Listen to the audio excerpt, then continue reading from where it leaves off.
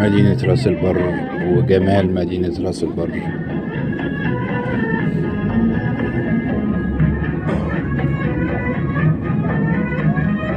أنقل إليكم الحدث مباشر من مدينة راس البر، ونحن ذاهبون إلى مدينة دمياط، حيث بطولة أبطال البحر المتوسط في الكونغ فو.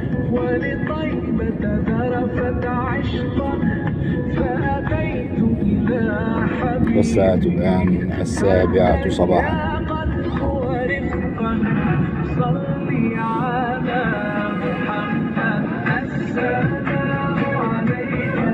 أعزائي وأحبائي متابعين قناة نتعلم معا في كل مكان في العالم، دمتم بخير وصحة وسعدت أوقاتكم.